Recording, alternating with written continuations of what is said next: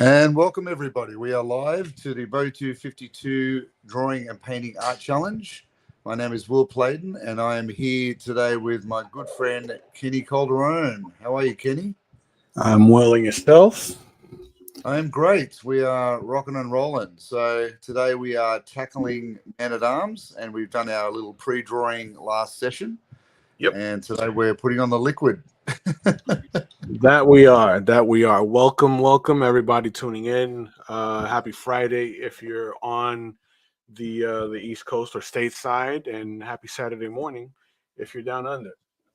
Indeed.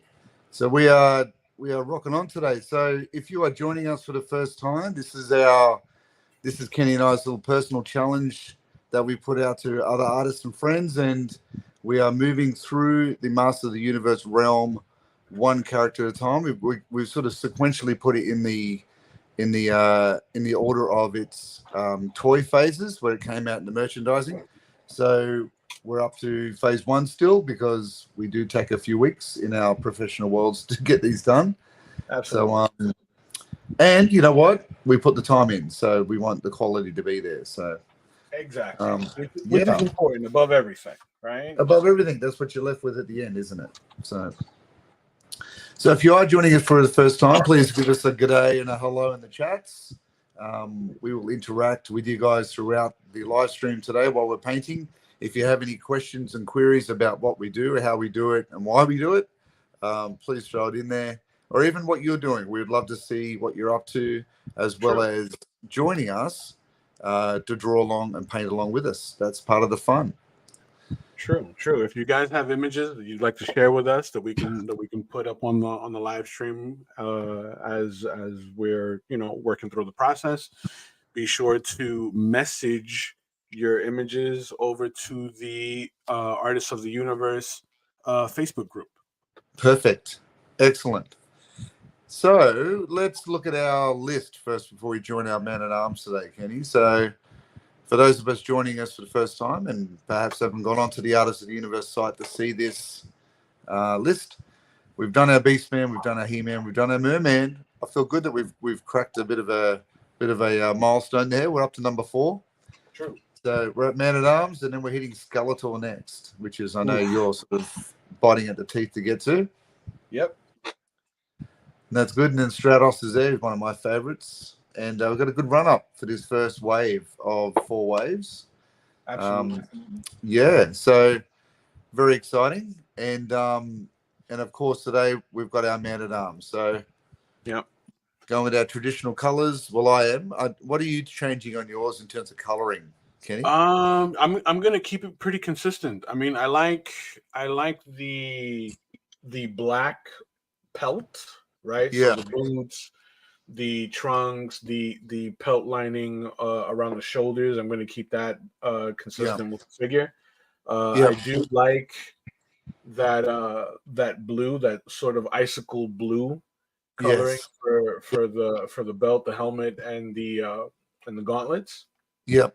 And everything else, I'm going to keep it pretty consistent. I mean, it's been pretty consistent in the different iterations of Man-at-Arms, so I'm going to go with that. Well, a question I have for you is that icicle blue, or would you say it's a steel? Like that was their version of doing steel. You're right. So Just I guess looking at the helmet. Guess maybe like a pewter. Yeah. Like a bluish kind of pewter gray application. Because the toy was gray, wasn't it? Just a gray helmet. Yeah, the toy was gray. So if I bring up the animation, let's have a look. Excuse me, I've been teaching all week. I'm losing my voice. Yes, I feel your pain, brethren. Yeah. I feel your pain. It's had a good workout this week. So you can see on the animated version, they've got some of those steel blues in there, but you can tell it's they're clearly leaning on, a forged sort of warrior helmet and amulet. Yeah, so I'm probably going to go with. I'll probably use those same color tints, but I will definitely try and give it a steel effect. How about you? Sure. Very good. All right, so let's rock and roll. Okay. Let's get. I think that with my iteration, I'm going to add a bit of a sheen to the helmet, right? But keep everything else kind of dull, right? Like battle worn. Yeah, I think that's a good idea. Yeah, and I think what Yvette's in the room. Hi, Yvette. Hey, Yvette, how you doing? You're logging in for your therapy sessions. Like I say, God help you if you're relying on us, Yvette. That's all I'm going to say. And we're it to get you through. Jeez. Okay. Ooh. But God bless you for thinking that. Absolutely. All right, so let's shall we get into it? Let's do it. Yeah. Let's bring our artworks up on the screen and see. I've got to get mine out of the plastic yet, but let's see what we're doing. I'm gonna pull my camera back just a bit so we can see the whole thing. I haven't touched it since our last stream, so what I'm gonna do today to begin to prep to paint is I'm gonna use a kneaded eraser, right? To pull some of this graphite out before I start laying in my fills. Yep, lighten it up. Yep, because it does get a bit muddy otherwise. That it does. Yeah, no, I haven't touched mine either. Not that I made a strong stance on that. It's just that I just haven't had a chance to look at it. It's been one of those busy weeks. No, but I think you with the last session you left off at a good spot. Yeah, we're just ready to go now, I think. And anything I'll add in, I'll ad lib as I go, I think. Yeah. But yeah, so yeah, same spot. I think I'm going to change it up in terms of where I start on this one. Usually, I usually have that rule of starting from the background and moving forward. Right. But I'm going to break that today and start with the robot because that's where the light is going to be determined across the front of it. So by doing that, I can kind of set the scene for that visual reminder to me where all shadows are going to be falling. True. You make a good point with that. So that it'll allow you to sort of like map your way upward towards the base and keep your lighting consistent. Yeah, that's a good idea. Correct. And I don't sort of fall into that habit of, the light's coming just from the sunlight. So it's going to be a little different. Very cool. So what mediums are you using today, Kenny? I'm going to start with some watercolor. Yep. Just so that I can like lay some base down. And then for the more rich areas, like what I want to do with the armor, I'm gonna go with some gouache, and I may incorporate some colored pencil.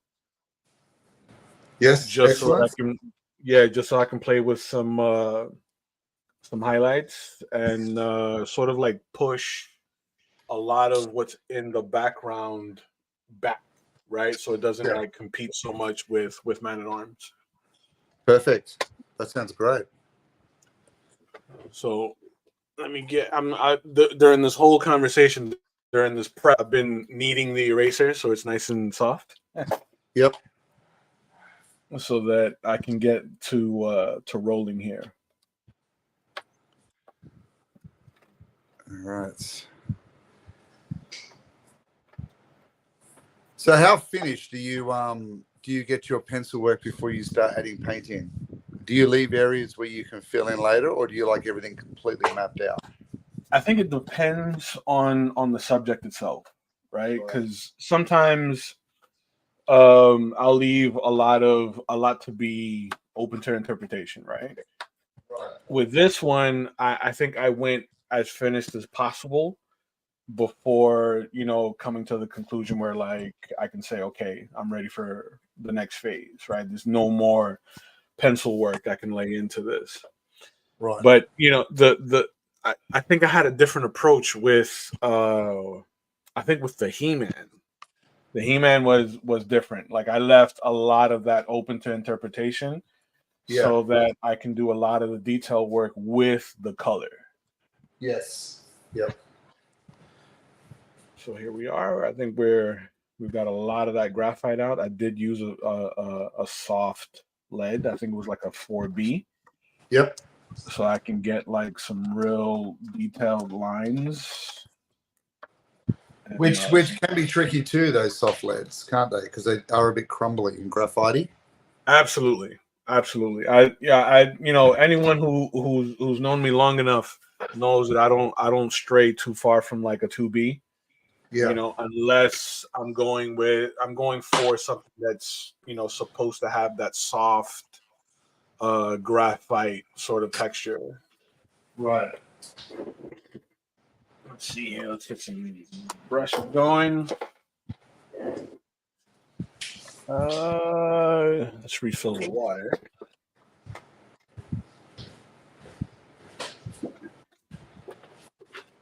All right.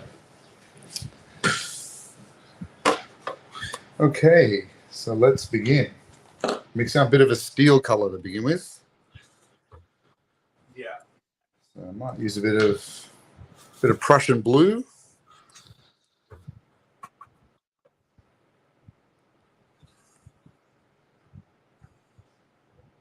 A bit of cerulean, maybe. It's always good. What are you going to do for your background? So I'm going to go very, very distant with my background. So it's going to be very misty, sort of mauvey colored sort of mountains just in the background. Great idea.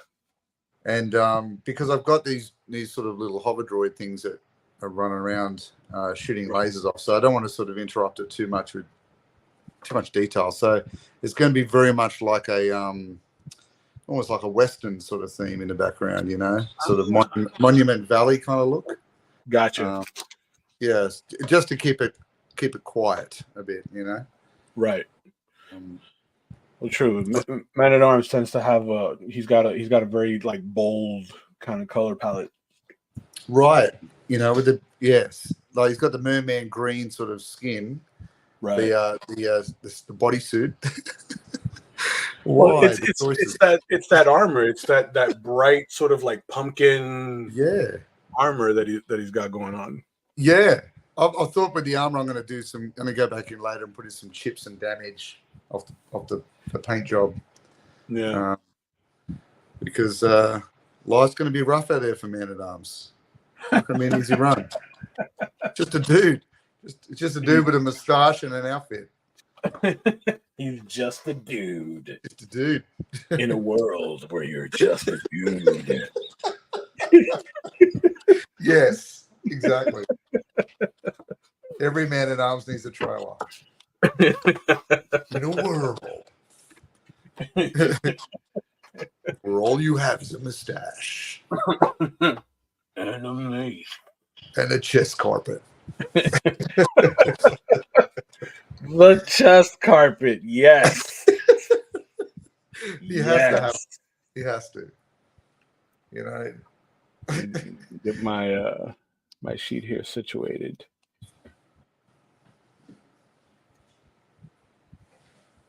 I hate it when it shifts. This isn't like typically I would for people that are watching, I would typically like tape down anything that I'm gonna paint with watercolor just for the sake of preventing it from buckling too much.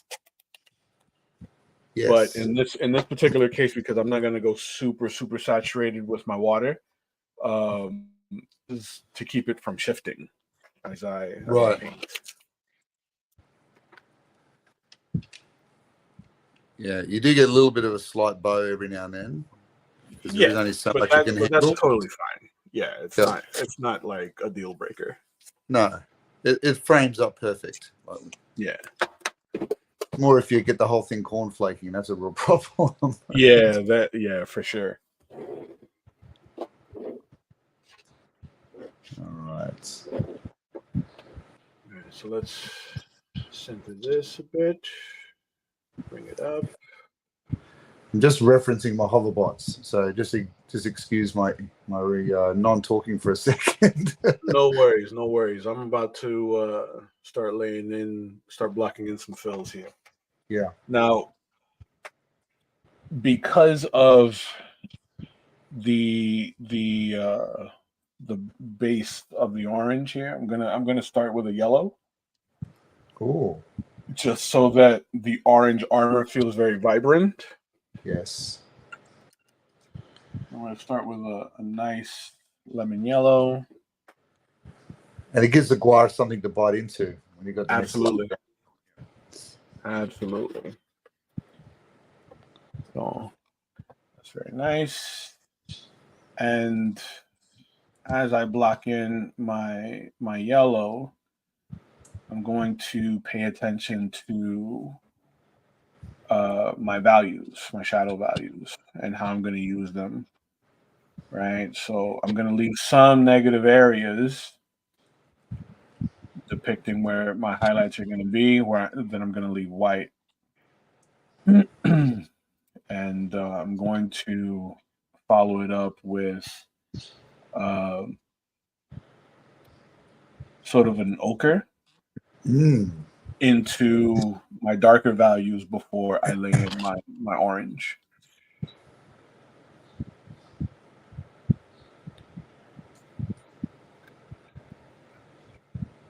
That I know I said it in the last stream, but Man at Arms has been definitely a fun one to do. Yeah, I think so too. It's been I think it's just a fun outfit, just a fun mix of different things on the body. Yeah. It's not your basic, just uniform sort of bolted to it. Right. I feel like he's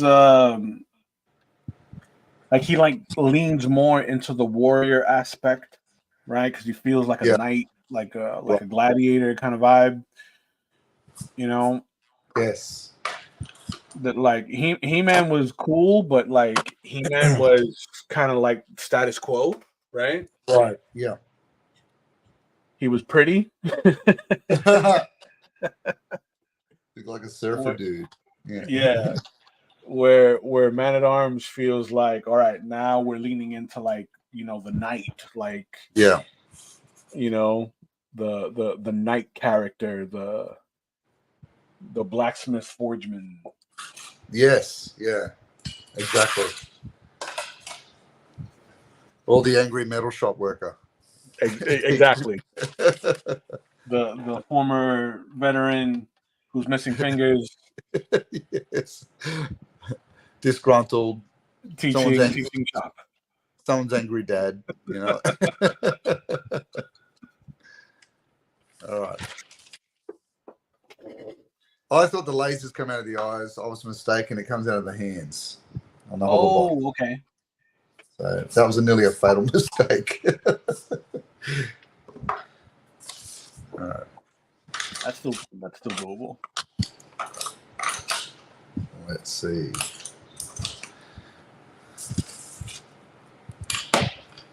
Now, for those of you watching at home, when laying in your fills, you don't need to be super controlled, right? Because these base fills, like Will mentioned, are to help give whatever you layer on top of it bite, right? Something to cling on to, and it also helps you sort of map out where your values are going to be in your future layers. Which the rules change, I suppose, if you're a traditional watercolorist. I mean, you're putting things down, and that's kind of it. That's why I've always found watercolor quite hard, because I do tend to like to make changes as I go. Right. And that's really like a one and done. He's down, it's committed, it's over. Whereas gouache is good like that. Gouache, you can keep layering and kind of building up those values and readjust to an extent. Like skin isn't that forgiving when you're doing flesh tones in gouache, because it tends to get very overly milky in terms of its consistency. Right. So yeah, it makes it a little bit difficult, but definitely it's a lot easier for me anyway. I don't know about you, but I find it a lot easier to use than the watercolors as a soul and whole sort of picture builder. I like them both. I like them Yeah. both. I mean, I've done a few pieces completely in gouache. I've done a lot of the sketch card work in watercolor, Right. and I like the mix of the two. I feel like they bring different things to the table, and Yeah. in terms of the finish, right? Yes. Yep. But I like using them together because of the fact that they're so similar. Yeah. No, for sure. They do marry well in terms Yes. of terms of their, like, when you're laying in your different things. And the same as, I suppose, with pencil. Pencil works well with, as long as it's not overworked, but it works well with the gouache and watercolors as well. That's something. Oh, absolutely. Yeah. Yeah. You know, they're both mediums that, you know, sink really, really well into the tooth of the page. So, you know, if you want to go over it with a drier medium, you know, you're able to get some really, really nice effects. For sure. So tell me, Captain Kenny Calderon, what's happening in the world of art for you this week? Like you know, like you mentioned, you know, school's back in session. Yep. You know, and I started rolling out the little program of little activities that I'll be doing with my kids into the summer. So it's just, you know, things that are thought provoking, right? That don't feel so restricted in terms of, you know, a traditional uh, curriculum when it comes to art. Yes. You Well, there's know? enough of that traditional curriculum going around. So the art areas are pretty safe to do things like that. You can sort of get away with it. Well, yeah. I mean, and for the most part, you know, me just kind of having casual conversation with a lot of my kids, you know, and they range, right? Like my youngest is a third grader. Right. He's about 9, 10 years old, right? And my oldest is he's in his 20s. Right. Right. And you know, the general consensus is, you know, the rigidness of a traditional art curriculum in school, Yeah. right? Which is why my approach is very free form, right? I tailor the way I teach to the individual, right, so that, you know, they feel more inclined to expressing themselves openly, right? Without feeling like, oh, this is going to turn out wrong, and then halfway through it they give up, or you know, they give up trying. Yes. And look, if you're smart about it, and I know you are, and you've got a world of experience, you can still do that traditional curriculum because it's all relevant. You just hide it within the catered project. You know, it's exactly. It's very customizable, which is good that way. Yeah. You know, I think one of the things that I've encountered most is the fear of being wrong. Yeah. Yeah. You know, like they're just if they don't get it, like the out the gate. You know, if it's not a home run in the first try, like they'll just give up. Yep. I agree. So I got to remind them that it's a muscle. You weren't good at tying your shoes when you were initially learning, so you know you got to develop that muscle memory. And you develop the muscle memory through repetition. Absolutely, yeah. You got to build that creative resilience for sure. Yep, for sure. But yeah, you know, it's a lot of it's looking for creative ways to get around that mental block. You know what I mean? Yeah. Yep. So I do this little exercise with them. I do it on a monthly basis, and I make it into a contest. Right? So they're not allowed to use any words, labels, numbers. It's just the illustration, right? Yeah. And they base the illustration on a single word prompt, simply because Okay. you know it'll mean one thing for one person, but mean something totally different for the next kid, Yeah, for sure. right? And I deliberately choose words that are very very open to interpretation, Yes. right? So we do about Like, 5 rounds of that, and I time them. yeah. So if I use the word, if I give them the word fuzzy, for example, Right. they would have to illustrate what comes to mind when they hear the word fuzzy. For some kids, Yes. it could be a fuzzy pillow. For another kid, it could be their pet cat. You know Right. what I mean? Yeah. But the intention is to convey a clear message to your audience, Yeah. right? Using a wet floor sign as an example. It's a very simple message, right? It's composed very simply, with a very very clear message. Right. Yeah. It's just a stick man, losing his Yeah. balance over a surface. Yeah. So it's to eliminate that stigma of having to be so photo accurate in conveying your message. Yes. Yeah. You know what I mean? And just Yeah. having fun with the art.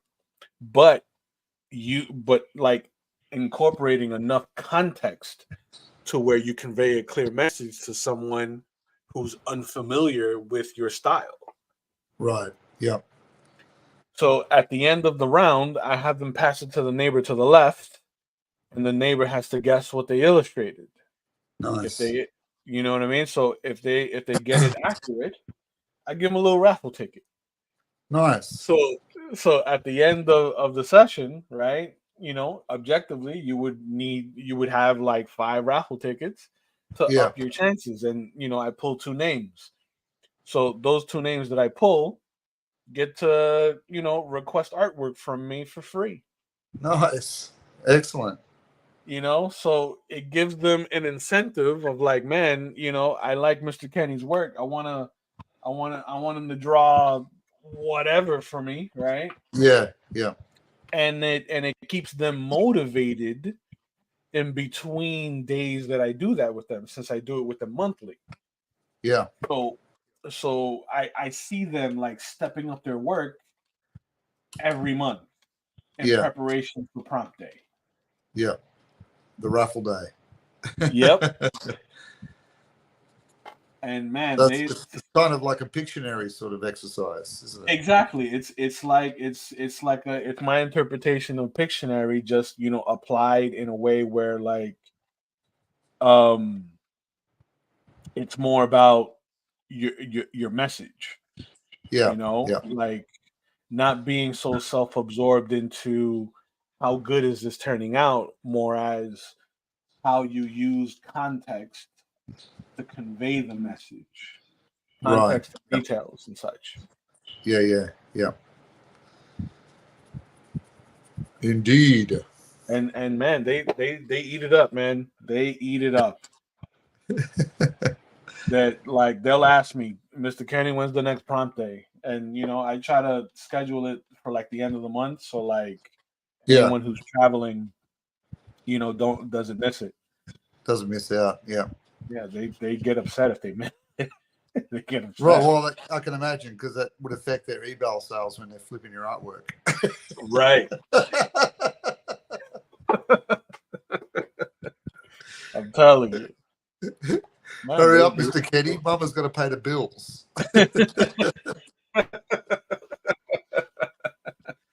We got to go that's out. it. We got to go shopping.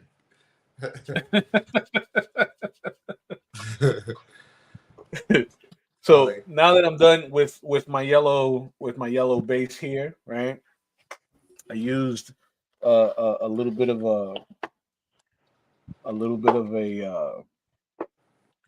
yellow ochre for my darker shadow areas here in my armor. So now I'm using this yellow green for the green portion, and I'm paying attention to my light values, right?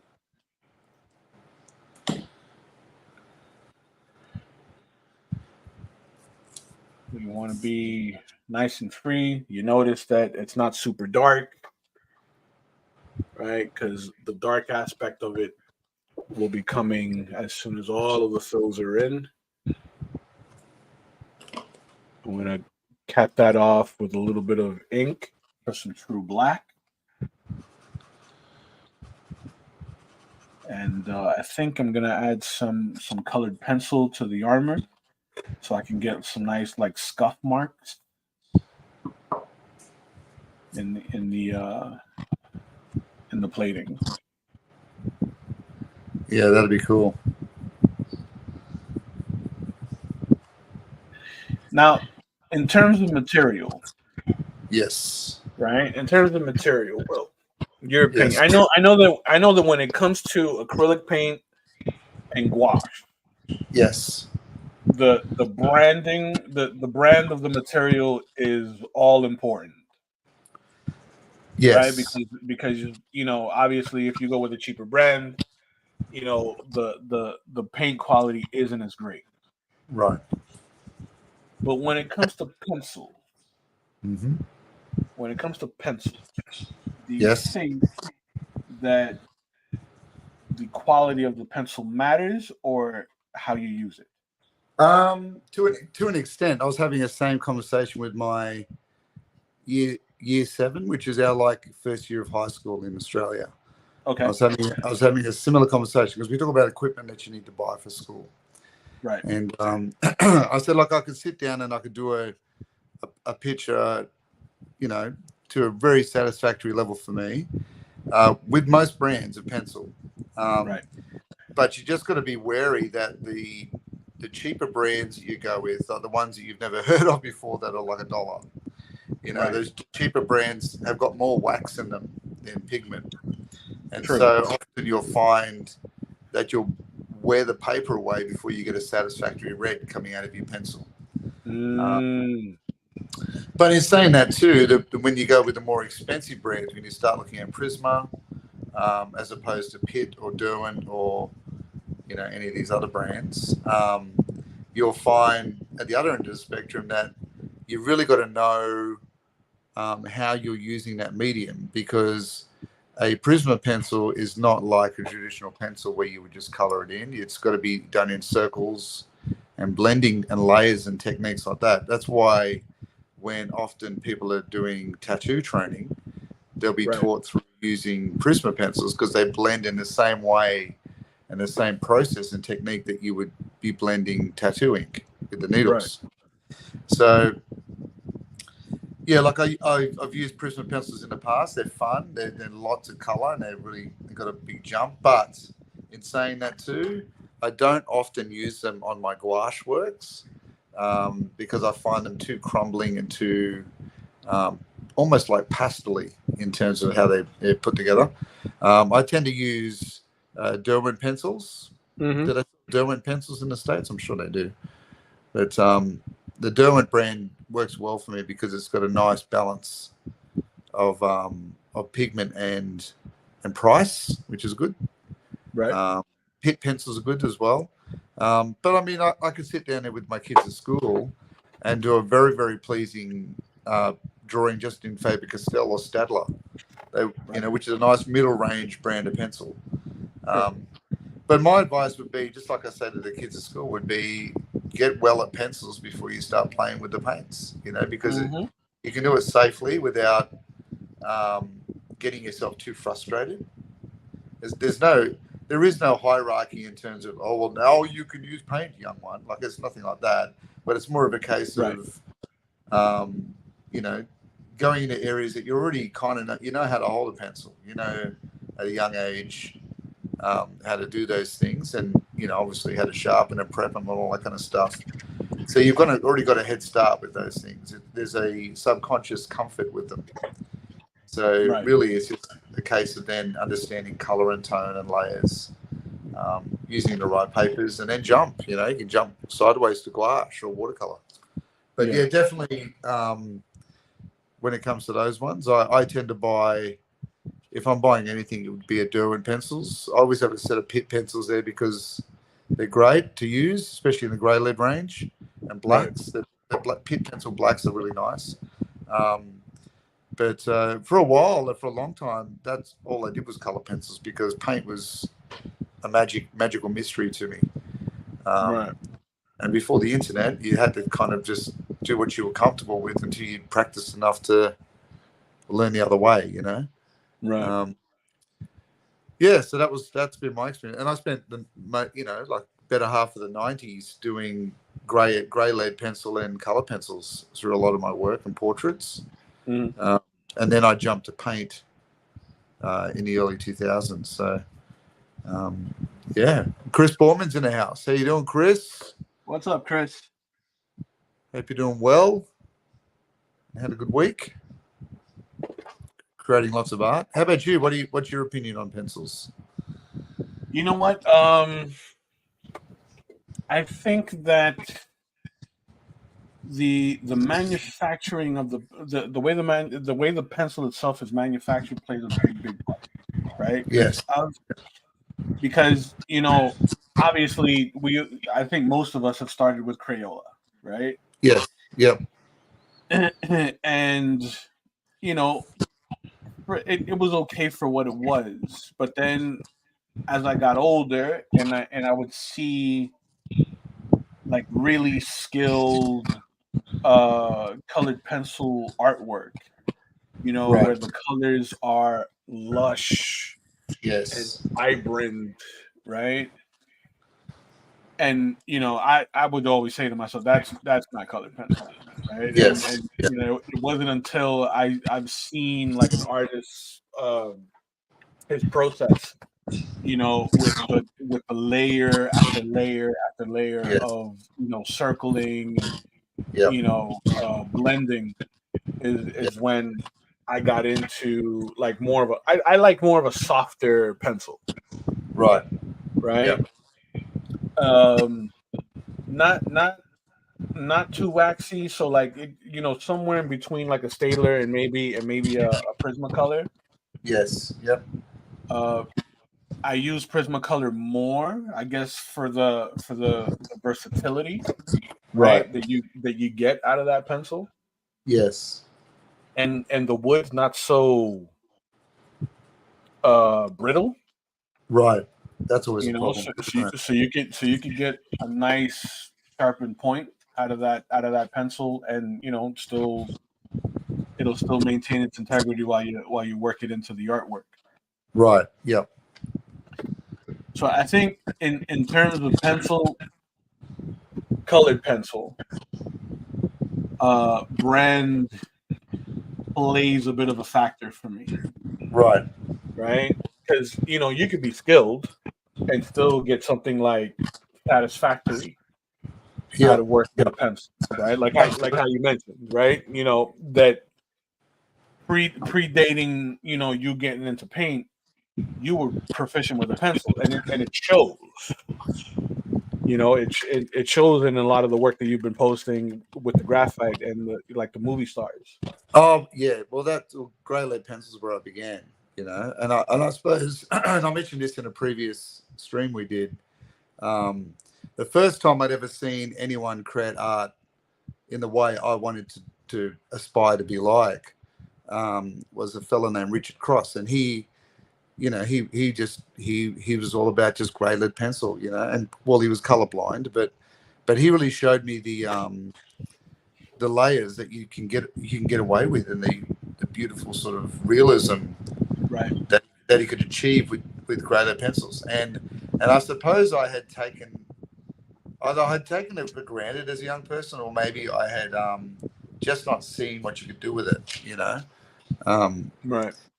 But yeah, so I spent a long time trying to get that right, I want to just try and get that magical recipe of what Richard did, not that I was aping him in terms of what he did, but I was trying to achieve that same kind of taste that I'd seen when I saw his artwork.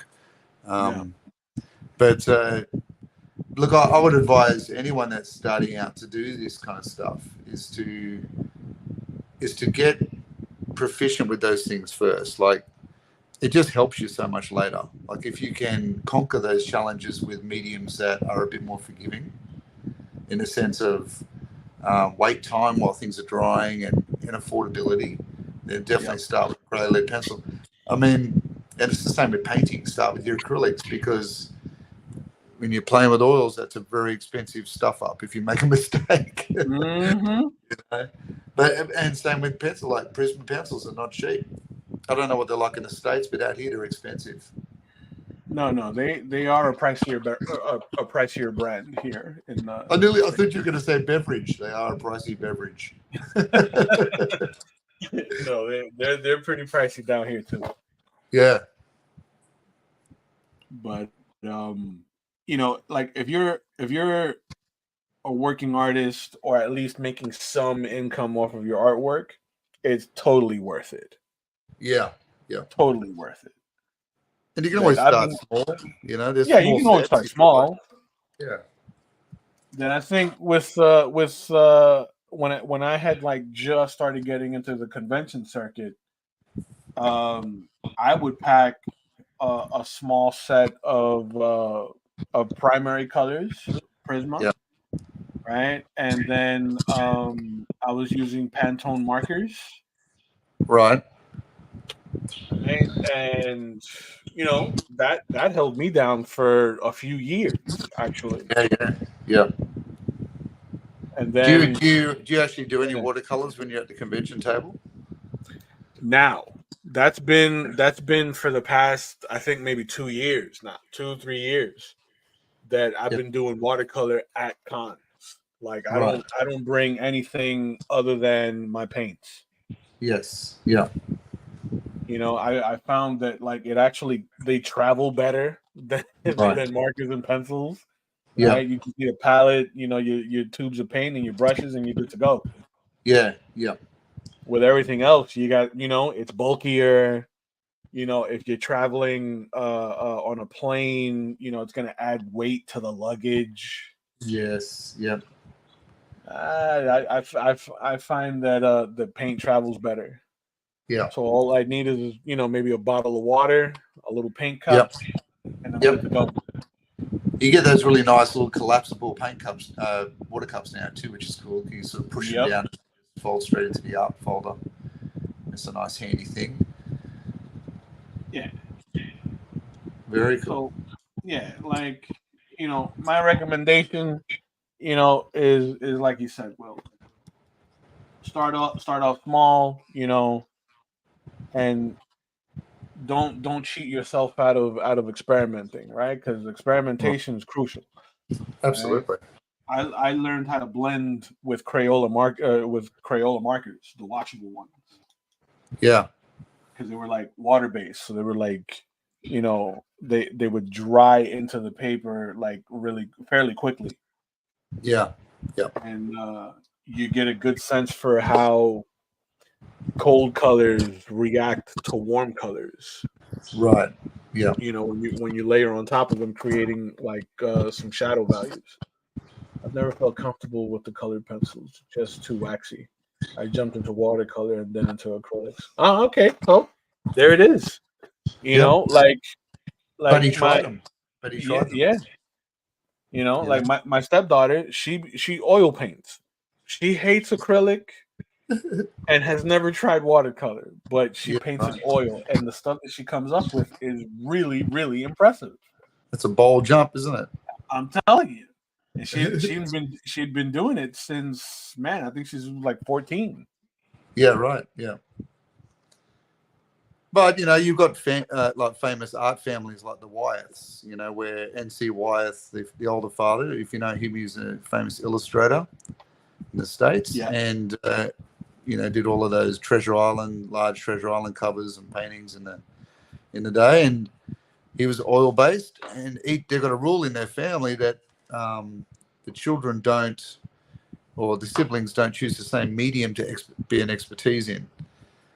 Just so they don't get a competitive edge over things. So, that's great. So the son, Andrew Wyeth, when he's alive, he did tempera, which if you've ever used tempera, that's a hard medium.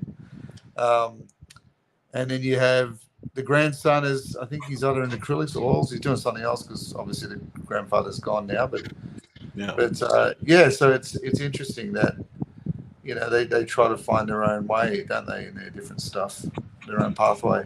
Maybe that's the way it is with your daughter. That's awesome. That's awesome. Yeah, she's pretty amazing. She's pretty Yeah. amazing. That I'm, like I don't know if they do this in Australia, but here in their senior year high school, if they're in one of the AP classes, they'll have them do 15 to 30 works, Right. in like a theme. So they're basically creating like a mini collection Yes. Yep. for the art course. Right. And I was very, very impressed with what she came up with. Like her theme was based around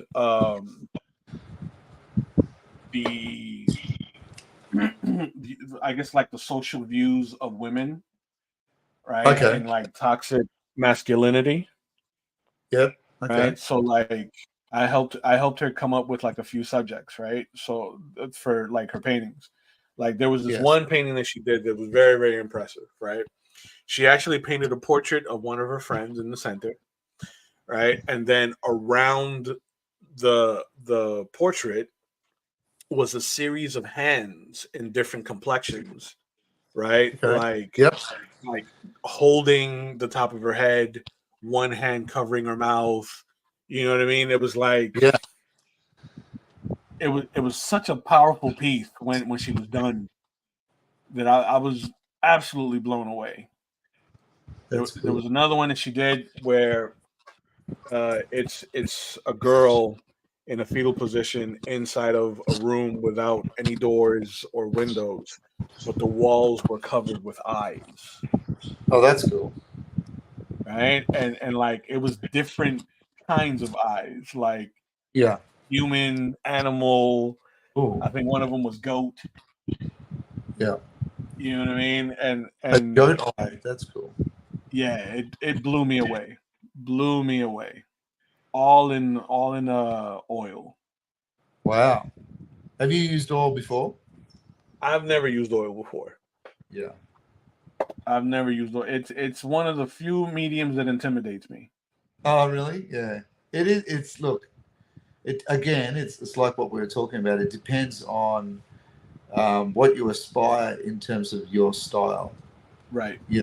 Like, man, I've seen. My daughter used oil as well, fairly young, Mhm. in her high school stuff, and she would paint on clear perspex. Oh wow. Yeah. So when she layered them together when they were vertical, they built layers by having multiple perspex in front of themselves. And so one screen she might leave things out, and then the next screen she would build it in. So you kind of sort of had these panes of look like panes of glass with oil paintings on them, but she just Very jumped cool. straight in. Like I was like, God, I don't know how you do that, because I had this whole anxiety from you Right. because I built up in my mind what kind of quality I wanted. Yep. I found it difficult to just go, I'm diving in. Yeah, to just dive right in. Yeah. But now I feel like I have way more comfort with it now, even though there's times when I go, I really wish I could get that looking like I do with gouache or pencil. But all it is time in the chair. That's all. Yeah. To build your strength that way, and your tool belt of things that work and don't work. Right. But it's You make fun a though. good point. It's You make fun. a It's good just point about the quality. It's like you kind of build it up yeah. in your brain to where like Right. it's on a pedestal, and when you don't meet that standard, you're like deflated. Right. Which is what turns people off pencil drawing a lot to start with, like grey lead pencil drawing, because we grow up with that medium, right? We all sit at the Right. kitchen table when we're kids drawing in pencils, right? So it's something that is a subconscious comfort to it. So Right. when people aren't getting what's in their brain down, they go, I just can't do this. And I Yeah. think that's what flicks people out of the system a bit. But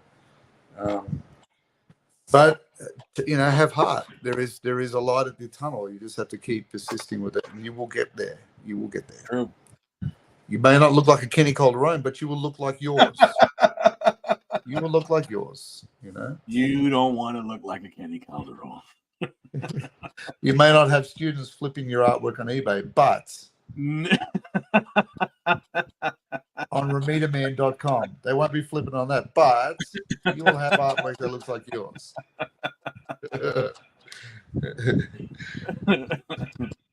Yeah, absolutely. You just, you want to dive right in. One of these days, I'm going to do it. One of these days, I'm going to do it. Well, one of our upcoming back to the drawing board sessions we do that we're sort of planning, we'll tackle oils. We'll do a bit of oil in there. Yeah. We might look at a painting was, I got inspired to paint like my fan art and pop culture stuff by watching you. Oh, there you go. Now I'm under pressure. I got to make it good, everyone. It's got to be good today. That's legitimately, like, it was you, and there's I'm forgetting the name of this artist. I think he is Filipino. Okay. He recently as a matter of fact, you know who I'm talking about. He did a variant cover for Rob Powers on Cataclysm. Yes, I know the work. Yeah. So watching, and I followed this guy's work for years. Yeah. So like seeing him, seeing you, I'm like, you know what? I gotta try this, and I just kind of dove right in, and it worked out.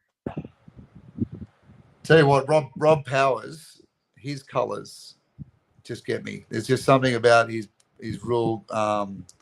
They look like action figure toy covers. They're so bright and colorful. It's just refreshing. Like he just unleashes like these bold purples and yellows, and it reminds me sometimes to play with these things. I mean, too serious about it, because there's a real playful nature about his art. I find, don't you? Like, I look at his art and I think, I just love how childlike it makes me feel. Right. Like his color palettes are always very, very bold. Yeah. Very, very bold. His shape language is very playful. Remember when he's doing those mashups? He's doing the mashups with Spawn and like he'll do a Spawn and Venom or something, or he'll do something like that. I saw that. Yeah. He used to do those all the time, and they were always crazy colors. And I was like, wow, this is almost like a psychedelic dream almost, Yeah. Yeah. He's very, very comfortable doing that stuff. Yeah. And for anyone watching, if you guys are curious, you should check him out. Def Shogun on Instagram. DEF. He's on everything. GUN. Say again?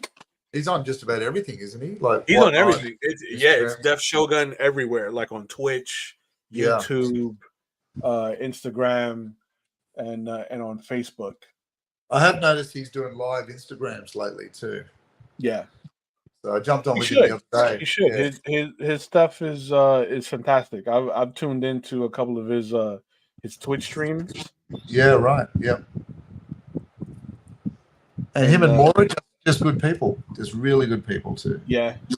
She's very talented with the graphic design stuff. Like she did all those covers for Philbo, and does all the stuff there for the their Pinguino and the stuff that they do. Like just super talented. They make a good team. Yeah. Powers family. He's got the name I'd want as a teacher.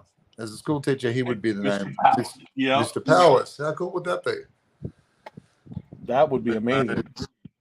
The closest I get is getting called Play-Doh. That's about as close as I get.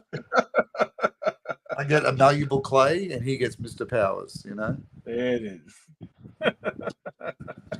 There it is indeed. Indeed. Yeah. Calderon in Spanish just means really big pot. Does it? It does. Right? Because in Spanish, right, like a pot where you would make rice or a boiler, it's called caldero. right? So calderón, or when you add the Oh. N, it just makes it bigger. That's the best. A big just cauldron. Yeah, really exactly. yeah. That's so I'm funny. just really big pot. It means Kenny different in Amsterdam. When you go to Amsterdam, it's a different definition altogether. There you go. There you go. Red light. Stay away. That's awesome. Big pond.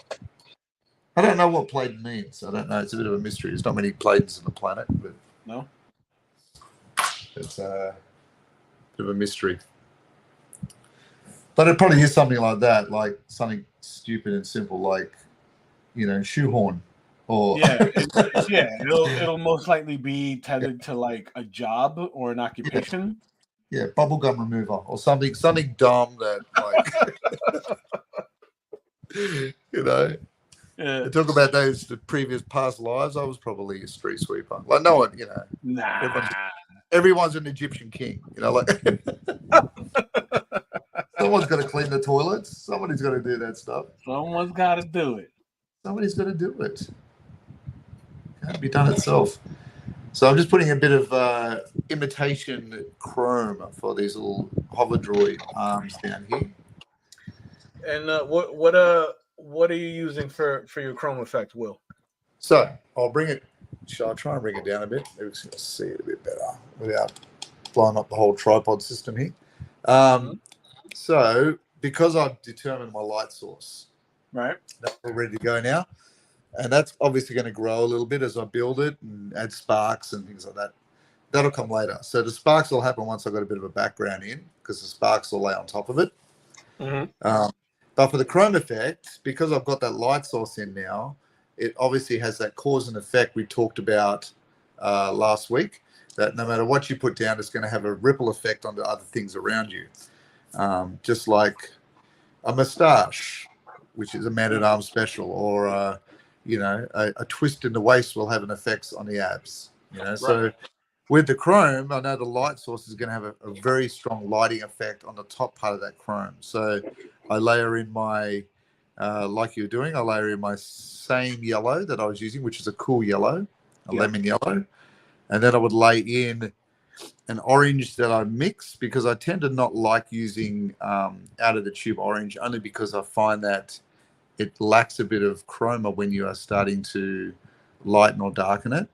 Right. So I tend to use a cadmium red with a either the cool yellow I'm using or a cadmium yellow, and that'll give me a really bold sunburst orange, right? Right. So the orange layers nicely over the top of the yellow. Now I only put a little bit in there, and then I leave a band of white right through the middle. Now the reason I do that is that it's similar to when you study how chrome effects work on a bumper bar or a pole or something that has a chrome sheen to it. You'll always have your band of highlight in the middle, generally, unless you're moving your light source around. Then you have a bit of color on the edge. And then on the flip side, we have this dark area that we call the terminator line. Now, that happens a lot in grey lead pencils and portrait painting as well, and portrait drawing, is that you'll have a termination of where the light source becomes light, but it doesn't become the darkness of shadow or reflected light. So I put that terminator line, I bring that in the middle there, and then I put in reflected light underneath it. Now, what that does is it gives the sensation that the object's turning. And also it allows me to do darkness up against that arm, and I don't lose the edge of it. So the reflected light then helps it to sit in existence with a dark background. And that's just a repetition of the blues that I've been using in the steel. I just put a little bit of Prussian blue, mix it with my black, and then add white to it to knock it right into a muted blue. And then I add that into there. And that'll be a repetition I use throughout. So because there's a lot of orange on man-at-arms, blue will be my complementary color. So that cool blue is what I'll use to put in my reflected light, but also to mix it into my shadows, and that will knock it back and cool it off. So the hot areas, the highlight and the hot areas of my armor will jut forward, because they'll feel even hotter next to the complementary cool blue. Does that make sense? Yep. Yeah.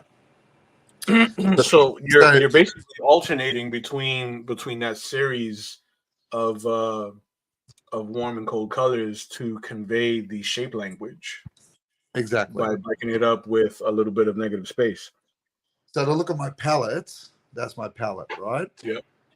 So you can see I'm jumping between my cool blues, and they sort of come in and slide in here and there. But then I've got my siennas and burnt siennas here, and my raw umbers, burnt umbers, and then I've got my cool yellows and my cadmium colors at the top. And so then I just jump around from blacks down the bottom. I keep black right away. Nice. And I just jump between those areas, mixing as I go. And so I might go, right, I'm going in there, then I'll go in there, then I'll go in there. So it just depends on what I need. And of course, using gouache, it dries out pretty quickly in the summer heat. And I don't like using wet towels underneath my gouache. I don't like doing that. So I'm constantly pre-mixing all the time and remixing, which is good for your palette mixing abilities, but does slow you down a little bit. So Chris has a question. He's asking, what brands of paints are you both using? What brand are you using, Will? So I use Winsor & Newton gouache. I'm sure there's a million different beautiful gouache products in the States that I don't even know, maybe haven't discovered yet. I use Winsor & Newton because it gives me a beautiful consistency. It's not too syrupy in when I take it out of the tube. It does have a tendency to dry out in the tube if you don't use it, so that's a problem. But I've bought cheaper brands before, ones that are obviously produced by our version in Australia, like our version of Walmart and places like that. But I find that they add too much wetting fluid in the gouache. It separates and it becomes very syrupy. So I tend to use Winsor & Newton. I used to prefer Rowney. Rowney was the brand I would go to, and it was an English brand. But we don't often get that in Australia anymore, which is a shame. But that's a great brand to use as well. But Winsor & Newton's my go-to. What about you? So with watercolor, I'm using Koi.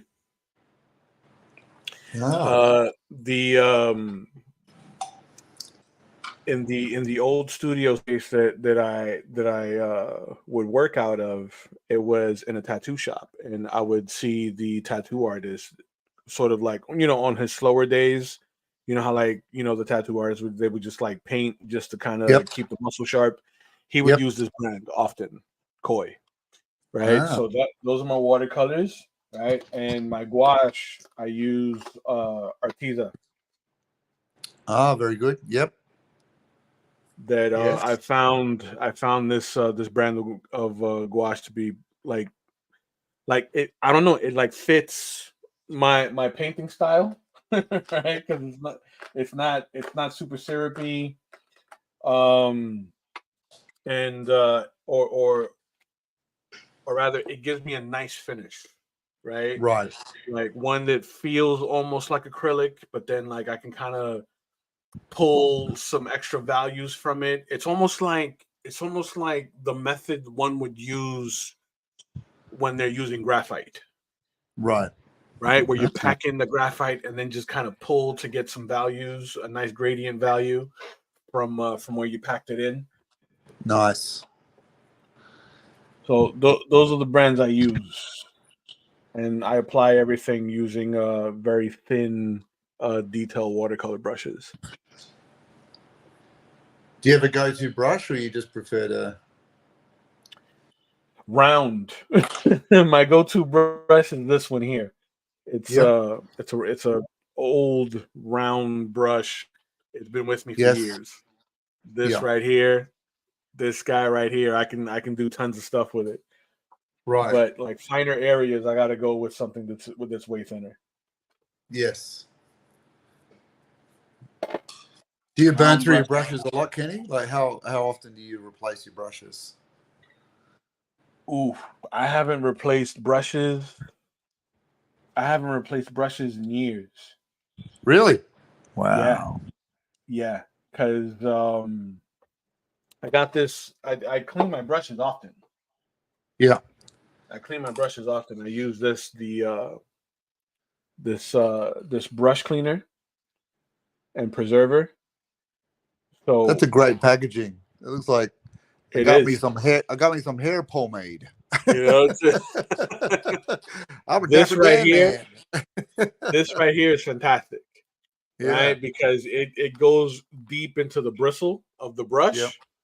right? All you do is dampen the brush a bit, swish it around in this, and Yep. then wipe it along a damp paper towel, so Right. it like will train the brush to remain sharp like Yeah. this, Nice. That's very nice. right? Yeah, very cool. Oof, it's fantastic. So I haven't replaced my brushes in a long time. And Yeah. like for example, this set that I'm using right now, this is a 2-year-old set. Yeah, nice.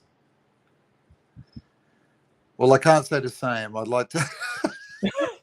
Well, I gouache wish I is a had lot that. drier. Sorry. Gouache is a lot drier. You know what I It mean? is, Like, but even my oils, I burn through brushes quickly. uh, Like that might last me with oil painting. That might last me 6 months to 7 months. oh wow. But I bet the bristles tend to bore down in the end for me. Oh, It's just the way I paint. I just tend to. I do a lot of scumbling, a lot of building up of layers, and it tends to bear down. But I found that fabric softener is good for your brushes. I leave them in overnight, and it softens up the bristles again. oh, Um, nice. yeah, I just let it soak, and they smell nice. They smell pretty. There you go. Yeah, but it's good for the classroom too because it's a cheap way of keeping your brush. Because kids don't always Right. understand Oh that. no. They go, "Yeah, I'm just going to smash into them," and so Yeah. fabric softener is a nice cheap way of doing that without breaking the bank or spending hours of time putting in brush cleaner. You know? Yeah. Kids will absolutely eat up some brushes. Yeah, yeah. Like literally eat them up. Yes, Yeah. indeed. Who's been chewing on this brush? Who's been chewing on this brush? Crazy. So I'm just laying in a little bit of white to kind of cover up some of my ghost pencil lines on the sword before laying down a little bit of this blue on parts of the blade. Very cool. But once that's done, I'll be ready to start laying in my orange for the armor and a bit of the forest green for his bodysuit. Nice. So we are definitely in motion.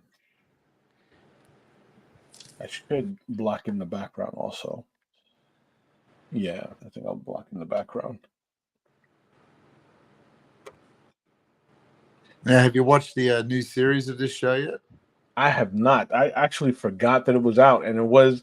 When was it? I think it was today. As a matter of fact, that I saw on Instagram that there was an advertisement for the new show. Yeah. I'm like, crap! I'm meaning to watch it Yeah. because with the challenge that we've been doing, a lot of the Masters of the Universe stuff and related material has been popping up on my feed. Isn't that weird? Yeah, Someone's they're listening. Yeah. Yeah. So I've been getting a lot of that stuff popping up on my feed. Yeah. And like 80s related content.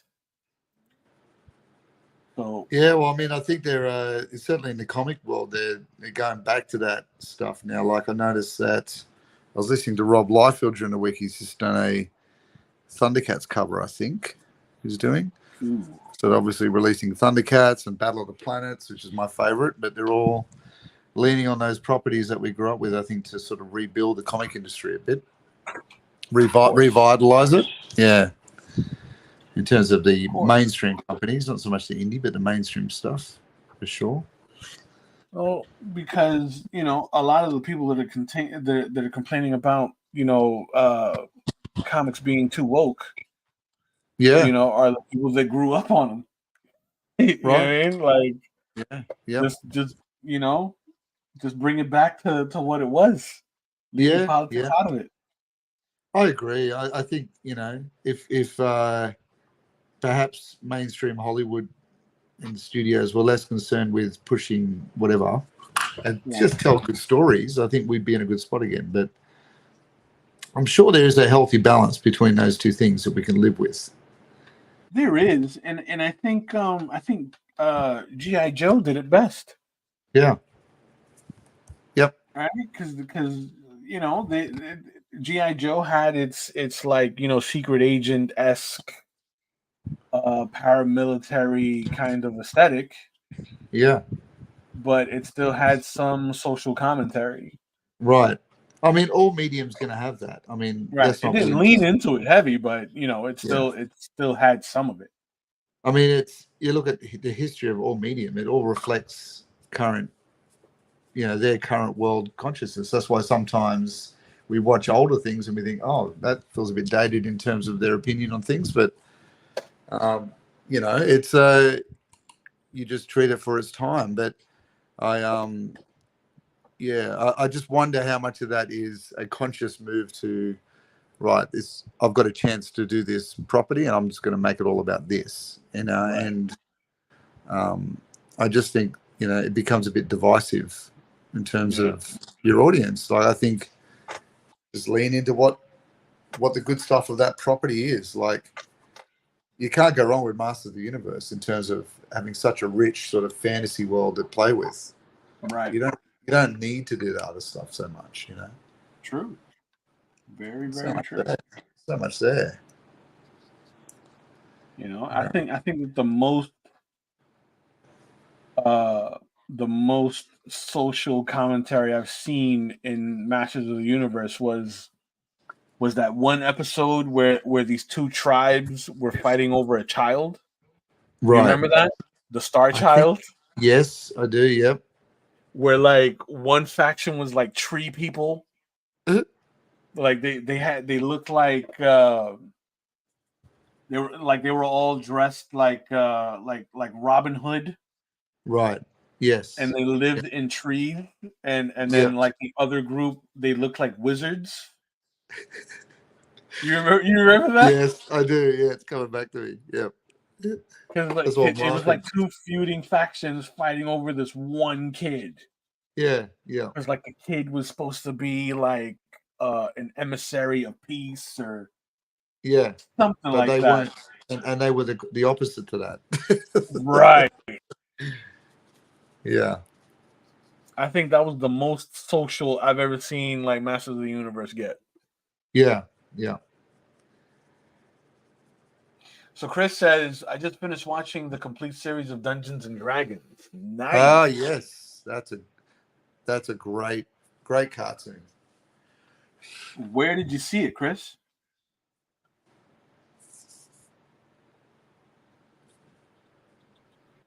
It's a great cartoon. Because I haven't seen that in ages. Probably all on YouTube, is it? It may. A lot of things have been popping up on YouTube as of late. Yeah. To kind of keep up with the streaming services. Yeah. I've been seeing a lot of like old movies from the 80s pop up for free on YouTube. Oh, really? Yeah. On the tubes.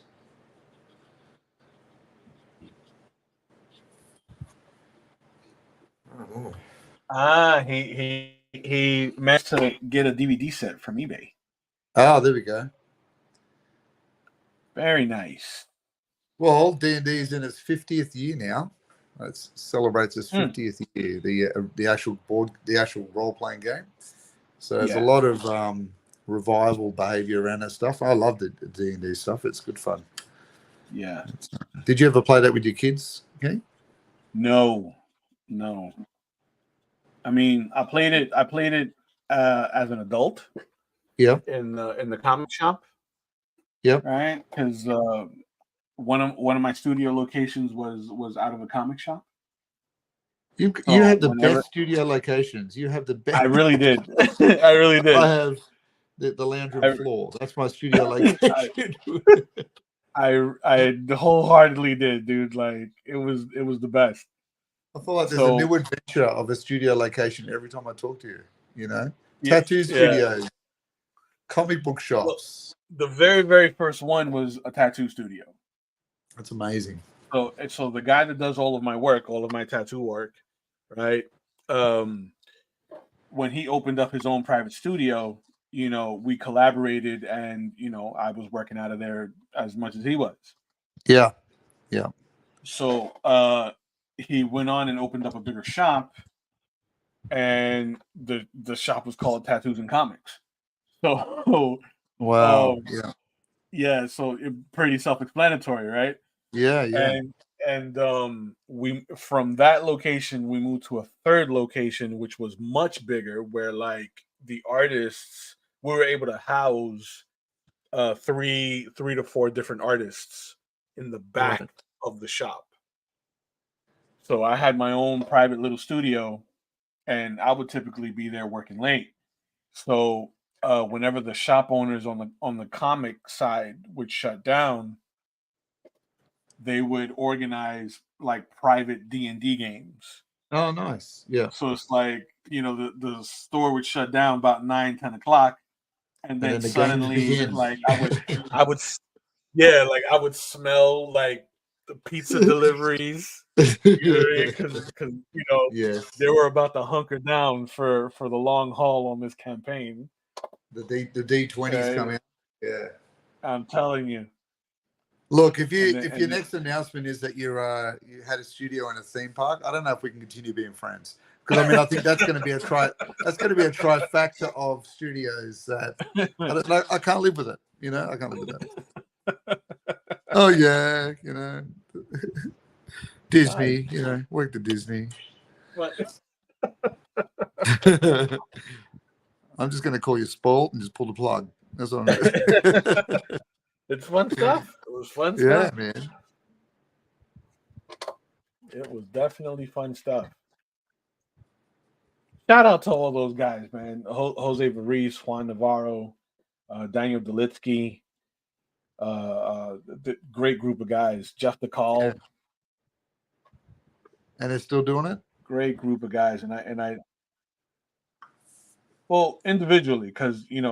COVID like, disrupted a lot of stuff. So, we all kind of gave up the studio space. But they're still doing their thing. Jeff is he's a cover artist for Marvel and DC. Juan is doing a lot his own indie stuff.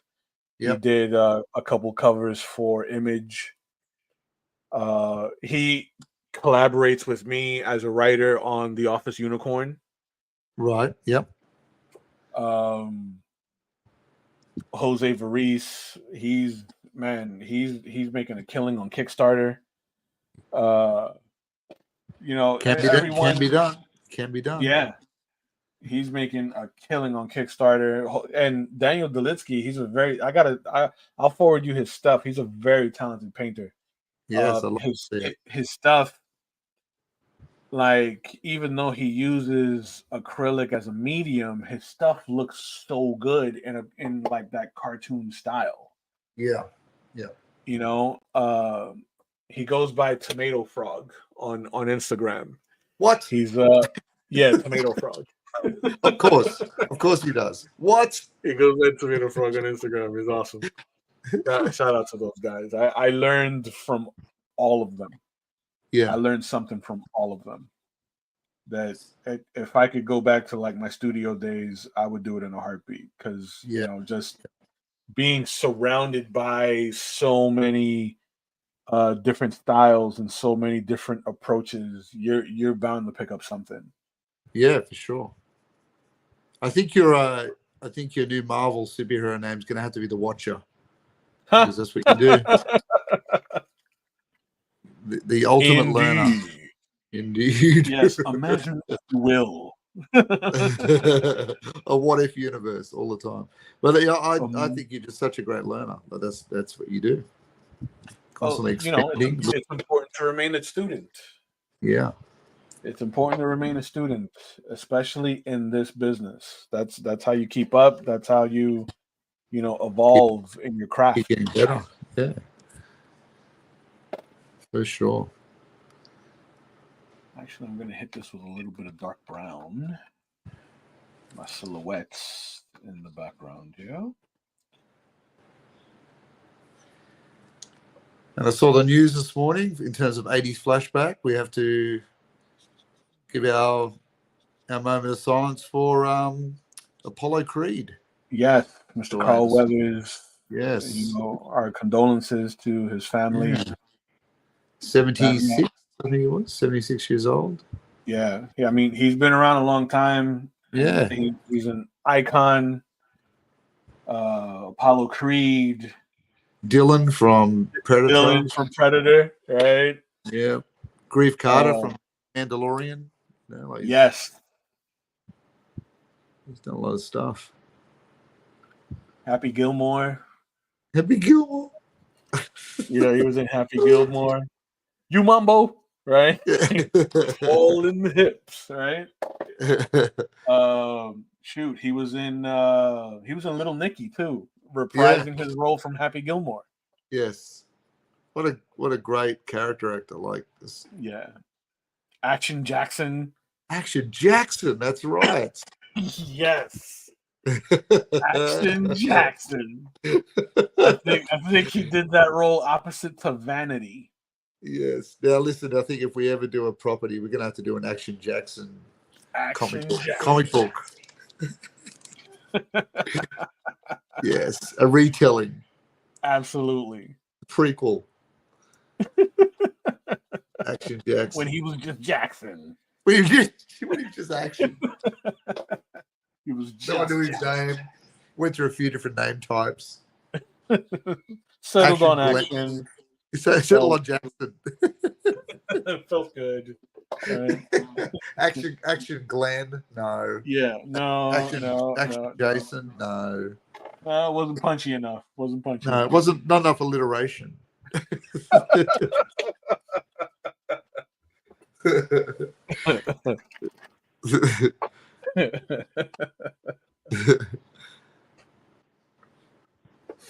Too funny. Yes, but what a loss. But 76 years old, like he'd had a lifetime of things. Yeah.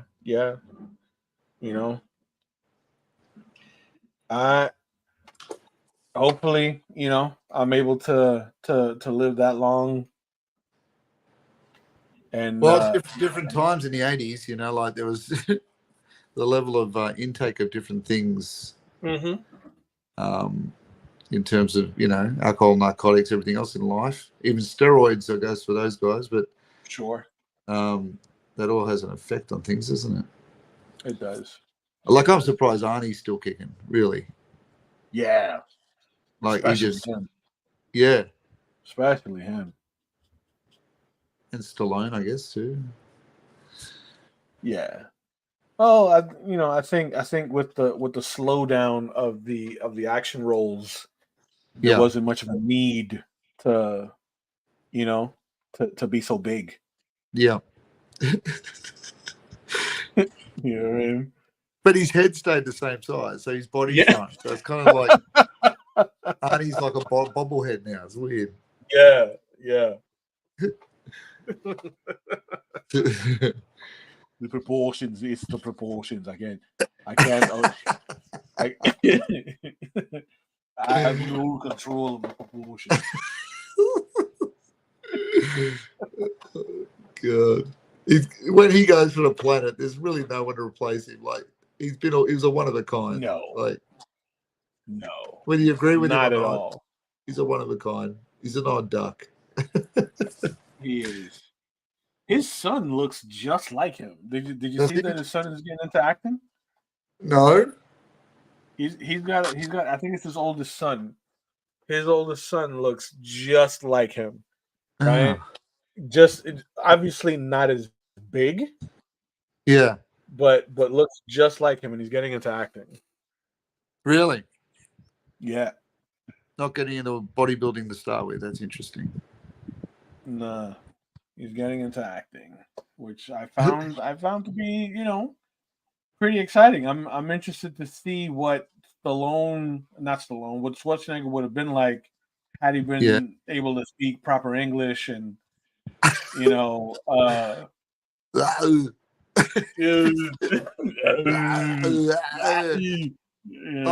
always find it funny when he's fighting. He has that weird sound going all the time. I think it was prominent. It was really prominent in It was loud. Total Recall. Really, yes. In Total Recall, it was really prominent. When he was stuck on Mars and he was running out of air, his eyes started bulging out. Exactly. I was watching Predator with the kids the other day, my boys, and it's such a good movie. I love the movie, but it's a great movie. It was almost a drinking game for the amount of times he said "get to the chopper." Like, I mean, how many times get to the chopper? Like, get down there. Like, how many times did you say "get to the chopper"? We heard you.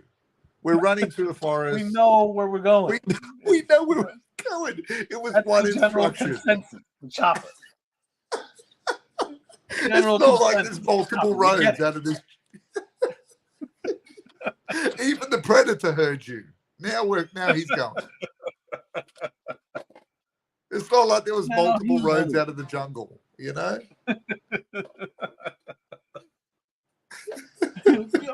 go now. Get to the LZ. I love it. I love it so much. Yeah, it's a good film. It's such a good movie. And Jesse the Body Ventura, Yeah. So I good. ain't got time to bleed. And that other guy This stuff right here will make you a sexual tyrannosaurus. I love it. Oh, it's almost like he didn't even act. Like, that's just who he was. Yeah. Because he was no different in The Running Man when he was Mr. Futura or whatever his name was. Like, that's he's the same. Right. Captain, he was like that Captain America guy. He was like the Captain America, with the tin plate and armor bodyguard stuff, Yes. Doing the aerobics. Right. Remember he did the aerobics session on there as well? Yeah, that's right. Yes. Man. The Running Man was so good. That was The Running Man. I think they've just released that on Netflix or something, or Binge, one of those two, but very nice. That's Sub-Zero. I still reckon a lot of that was inspired Mortal Kombat. Like that and Big Trouble in Little China. That and a lot of the Japanese game shows. I don't know if you see how wacky those shows can get. Is it MXC? Is that what it's called? It had some funny name. I think so. They'd run the gauntlet and completely deleted. And there was one that I saw a long time ago. I think this is like early YouTube, right? It was a game show where it was a series of men. I think it was about 12 guys, right? Yeah. And they had to hold in their pee as long as possible. Right? That sounds like my Year 9 class. Whoever lost control of their bladder lost the game. Right? Wow. So they had them up on a mountaintop in their underwear. In a mountaintop, not like on a mountaintop in their underwear, right? Sitting on blocks of ice eating cold noodles. Okay? And there was one, and like a few feet in front of them, I think it was like 20 feet in front of the guys lined up sitting on blocks of ice, was an outhouse. Right. So like whoever buckled and ran for the outhouse lost the game. And they get to look at it. They get to look at the outhouse. Yeah. So the one I remember was it was like, I don't know, mid 2000s, early 2005, maybe 4. But I remember it was like they'd be dressed up in ridiculous outfits, trying to go for obstacle courses and just getting deleted by stuff. Like they'd run down a hill, like a massive hill, with giant boulders chasing them and stuff, like like that. Yeah, yeah, yeah. Or they'd have to run up the hill and the boulders were coming down, or something like that. But it's getting people just getting deleted left, right, and center. Oh yeah. And you knew there was going to be stretches, like people were going to go off the place in stretches, and you kept watching, like, you know. And they always had, I don't know whether it was real or not. It kind of felt like it wasn't real, but when they had the introductions of who they were, and it was always like, I'm going to take everything, and I'm the biggest warrior in my village. Like they just make up stuff, and you're like, are you really the biggest warrior in your village? Do you have a village? Are you really? You can tell that the hosts were having like just as much fun as the audience. Oh yeah. He was not laughing his head off. Like they were there, definitely trolling the contestants. Yeah, but wouldn't you do that? You'd put people on that you knew. I 100% would. Absolutely. Yeah, you knew they were going to be a bit loose. Absolutely. It's too funny. So, Chris chimed in and said, I just watched True Lies this week. I think it's Arnold's best work. Yes. I would agree with that. I think True Lies is one of the few, well, I won't say few because he's got some bangers. Arnold has some hits. Yeah. Right? Like I think Last Action Hero is one of my favorite Arnold movies. Really? You told me it was Kindergarten Cop. You told me Kindergarten Cop was your favorite Arnie movie. I only like one scene out of Kindergarten Cop. Is it a tumor? It's not a tumor. It's not a tumor. It's not a tumor. It's not a tumor. Stop it. Is he grabbing the kid eating the lunches? Stop eating. Shut up! Right? And he gets the vein in his neck. Right? Yes. We've all worked with teachers like that. I've worked with teachers like that. But I think Last Action Hero is definitely my favorite like Arnold movie. Yeah. Outside of Predator, outside of what was End of Days. End of Days. No Collateral Damage. Collateral Damage was good, but I think that's like more 80s cheese. Yeah. It was kind of the end of that run, wasn't it? It was the end of his action hero run. Yeah. I love Bill Paxton in True Lies. I always thought he was funny. Oh, yeah. Pretending to be the spy. Yeah. R.I.P. Car salesman. But he was right up there with those guys. He was in everything from Aliens to Terminator. Weird Science. Everything. Yeah, Weird He Science. was Weird Science. He played the older brother. Yes. Yeah. I like watching a lot of those older like 80s movies every so often just to kind of see if there was anything that I missed when I was a kid, like any jokes that flew right over my head. And there's lots. There's plenty. There's plenty. Like what was it that I saw? There was and I watched it often too. I saw Howard the Duck. Oh God. Right? That's a hard one. That's hard. Yeah. You put it in perspective, that was like a Lucas production. It was. That was like George Lucas. Yeah. You know what I mean? That was a big flop. But because the comic was not like that, was it? It was comic was quite racing. The comic was great. It was definitely geared to, older readers, but the comic itself was great. And then you put it in perspective, that was Tim Robbins, like in the movie. Yeah, right. That was like that was a young Tim Robbins. Yeah. It's the Shawshank. Yeah.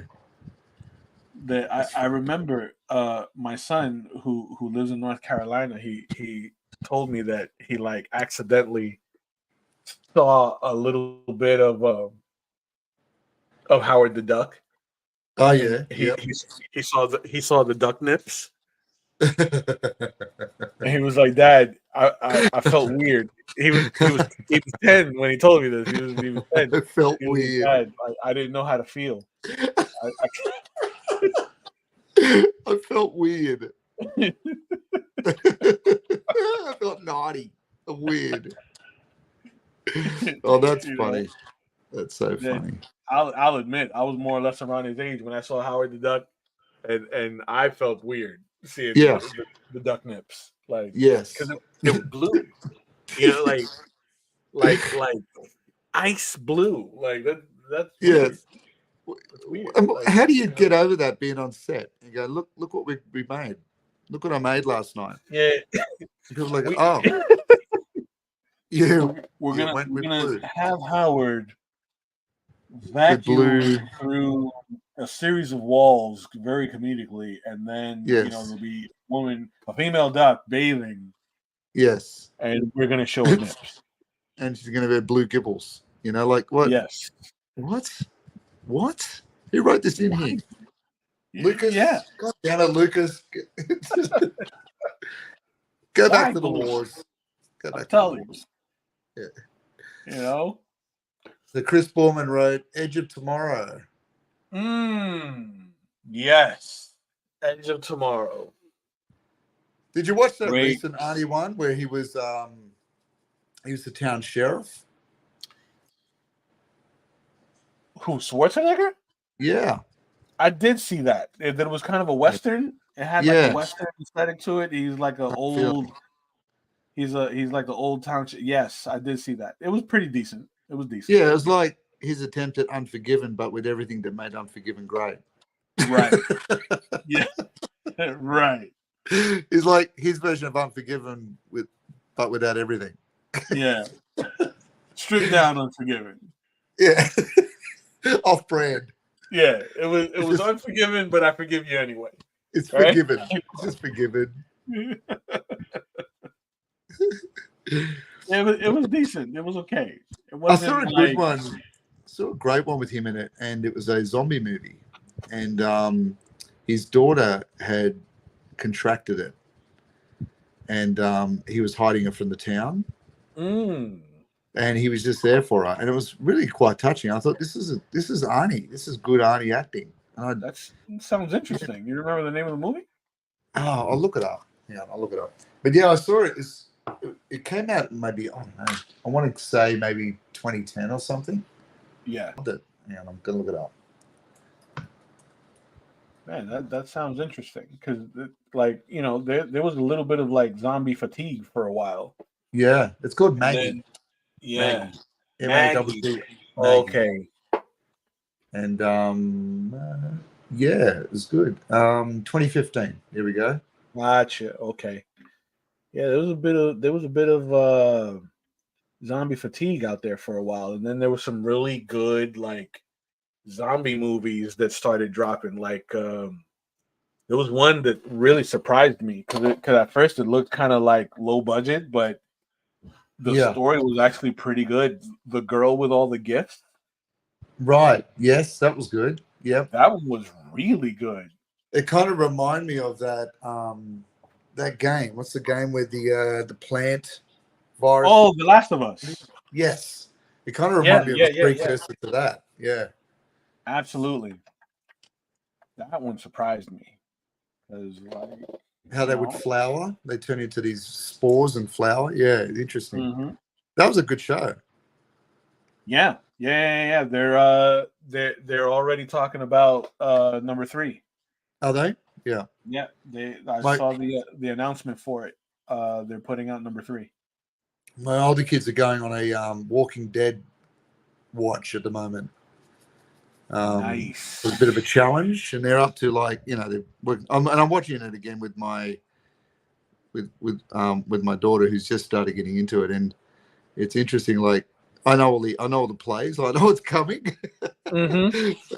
Because I watched up to maybe I didn't go all the way through, but I'd watched up to maybe season 10, but yeah, just watching those early ones. Oh no, you know, and I keep saying, listen, it's a zombie movie. Like it's Right. it's not going to be a golden book ending, not really. Yeah. So you got to prepare yourself that no one is safe. no one's safe, and Yeah. Dawn of the Dead, it wasn't a good ending for anybody. For no one. For absolutely no one. No one. That's what I told Melissa when we had first started dating. Yeah. And No one's getting out of this alive. Yeah. FYI. This is what you signed up. Right? No, when I was telling her about watching Game of Thrones. Oh yes.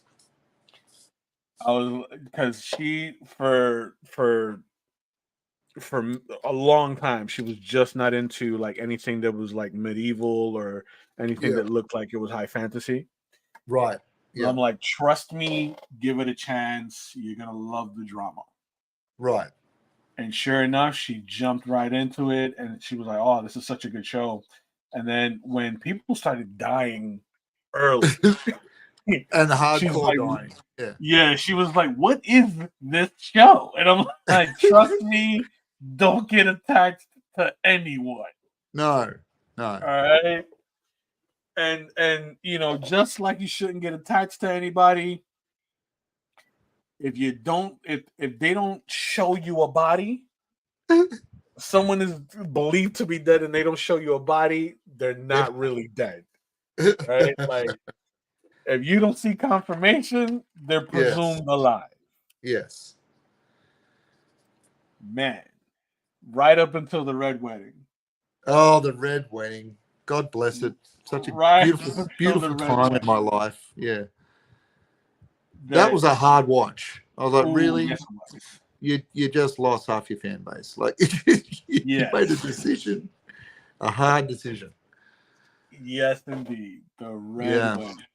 And I would say, like, I mean, I'm certainly not a Hollywood producer or writer or anything, but I just thought, I kind of feel like that's a hard one to land after you've done that. Like, how do you rebuild again? Like, I'm not sure if they did. Really? True. It's, the Red Wedding. That was when like I really I heard from her the next morning. Yeah, that was a water that was a water cooler moment, wasn't it? Yeah, she texted me the next morning. Yes. WTF? I'm like, yes, yeah. Welcome to Game of Thrones. Yes. Welcome. Yes. So since then she's been hooked, and we when they had announced House of the Dragon. Oh yeah, did you watch that? Yeah, we watched House of the Dragon. Did you like it? I did. Yeah. I think that the Doctor Who actor, like I can't unsee him as Doctor Who. You know what I mean? I can't unsee him as Doctor Who. So it's like it wasn't just, Tom Baker and his staff. You'd be like, what? What are you doing? Exactly. Yeah.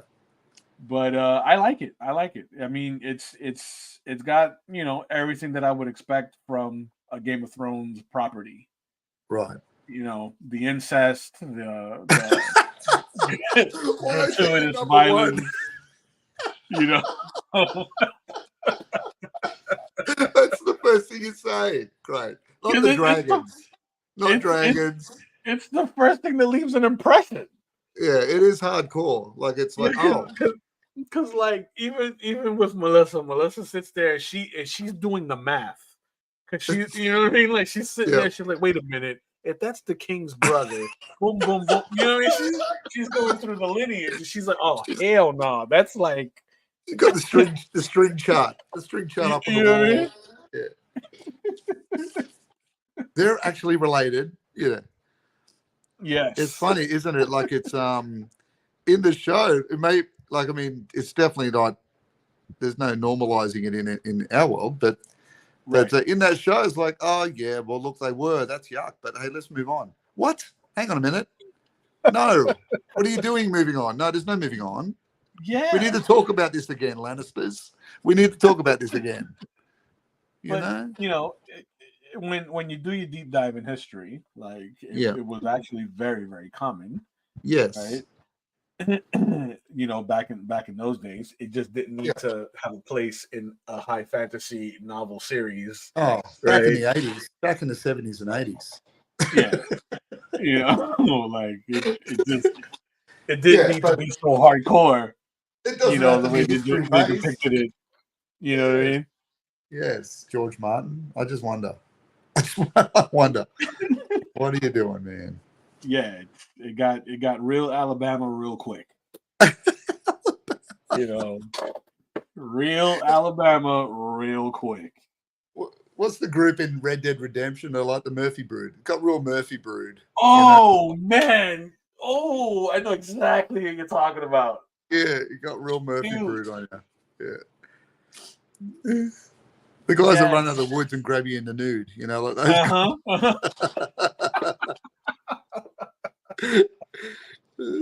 Yes, indeed. What y'all doing out here in your own? You know, those guys, the deliverance guys.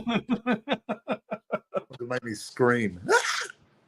The Murphy Brood. Too funny.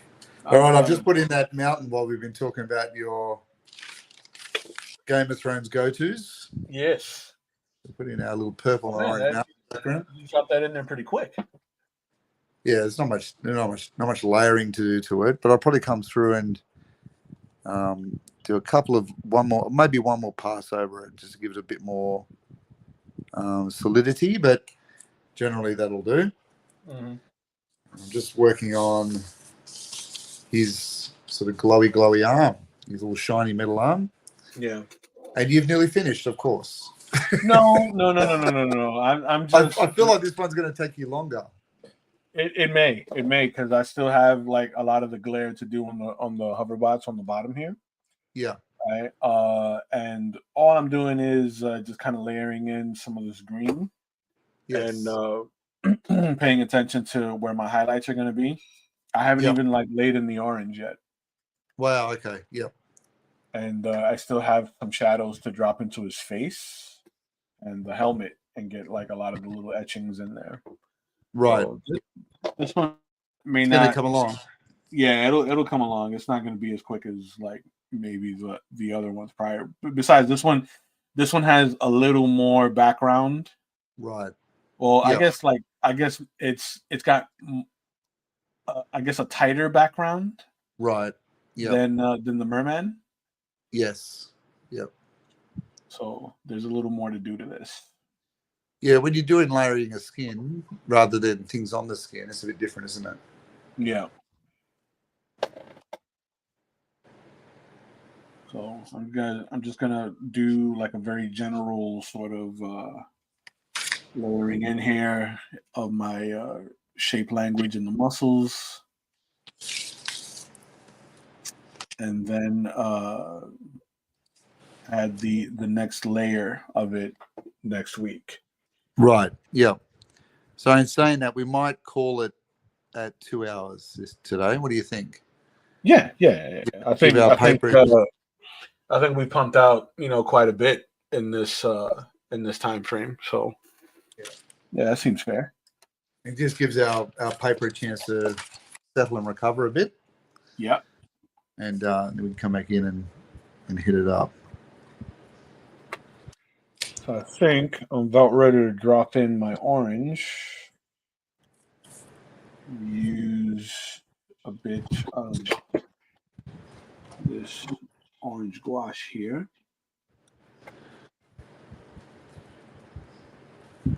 Should be enough.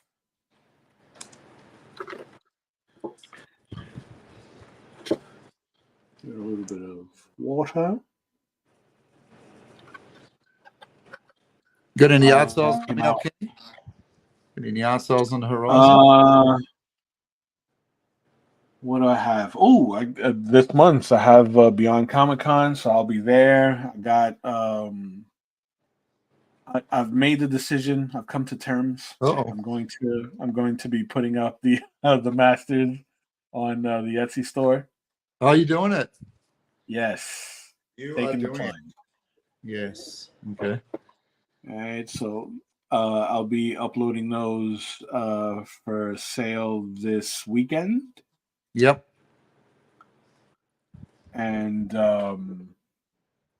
got a couple of card projects on the horizon. I got the notification that my Marvel cards will be arriving over the next few days for the next round of Marvel Premiere, Yeah. which has like turned out to be one of my favorite sets so far. Right. Yeah. And I also got confirmation that I'll be doing some cards for Dynamite.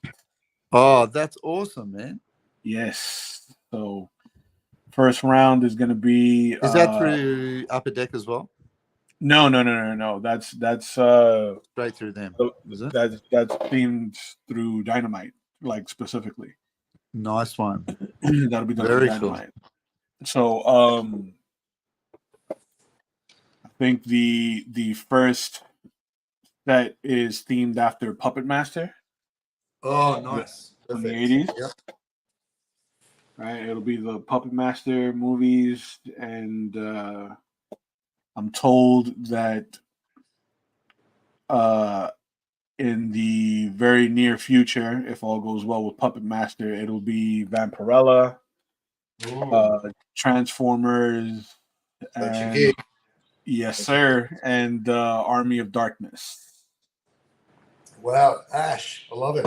Yes, Ash versus the Evil Dead. Love I'm it. telling you. So that's fun stuff.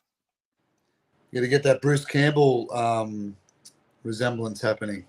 Ooh, and he's pretty easy. He's pretty easy. Yeah. He's got a very distinct look about him. I think it's his jawline. He's got a strong jawline. He's like a cartoon character, which helps. Yeah. You know, like the faces he pulls, you know. Uh-huh. So he's a good one. Very exciting. Vampirella's going to be. I would imagine. I did Vampirella. I started Vampirella in the new Gods and Monsters series, and I found her quite tricky. How so? I just think because I had in my brain Frazetta. Okay. And trying to capture that same sort of seductress, Okay. kind of look. It's just a different thing. You're dealing with a vampire rather than Jean Grey. Right. It's just Right. sort of, yeah. Lots of fun though. Oh yeah. Yeah. I think I've done one Vampirella like ever. Yeah. And it was a commission on a sketch cover. Okay. Yep. So I'm looking forward to, doing some more, because the female form is just fun to do. Yeah. So then, now you apply it to, something that's kind of dark and kind of gothic. Yes. It just adds to the fun factor. Right. Yeah. Very cool. Yeah, Dynamite's a cool company. I've always loved their stuff. Yeah. Yeah, And one of the few places that actually still do painted covers on their books, like very classy sort of stuff. Very true. Very true. Yeah, they do a lot of the nostalgic stuff. Yeah. That's good news, man. Excellent. Yeah, Can't wait to see that. It's shaping up to be a bit of a busy year. Yeah. 2024. Which is a blessing. The year of the big cooking pot. Indeed. Indeed. That's good. So this orange gouache is biting pretty well onto this yellow.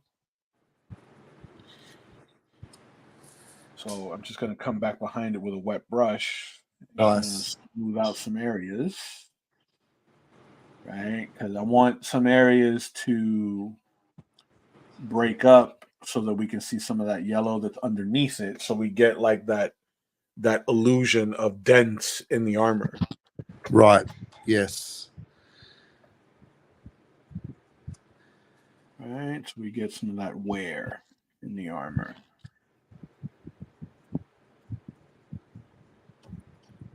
This is where I actually fell in love with the gouache medium over watercolor Yes. because you can subtract some of the gouache, pull it out, Yeah. and create some nice effects. Yeah, it's got a nice reactivation feel to it. You know, Yeah. you can get in and move it around again.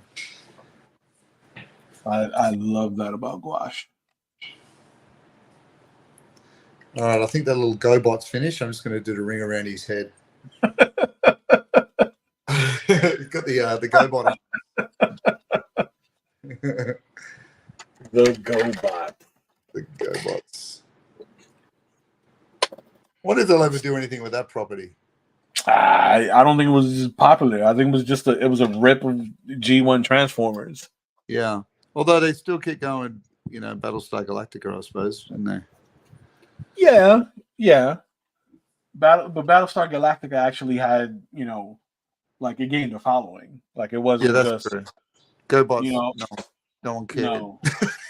Yeah, because it was like if you think about it, GoBots came out at a time where like Mecha was like at its peak. Yeah. So it was like G1 Transformers, it was Gundam, it was Robotech. Shoot, what was this other one? Voltron. Voltron, yeah. Yep. Mazinger Z. You know, like Mecha was at its peak. Yeah. Yeah. So it was just it was like that studio's attempt at trying to cash in. Yeah. Yeah. Yeah, I just remember seeing it thinking, what is even this? Like, it doesn't seem quite what it should be. Like, Right. it's sort of like a budget version. Like, the Transformers movie came out, then they brought theirs out, and I was like, what? I watched it, and I was like, I can't watch this. This is just not the same quality, you know? Yeah. Yeah. Sorry if you're a GoBot fan, if that's what you're about. If that's your whole life. Not sorry. I'm sorry on many platforms, on many ways. I'm sorry. Indeed.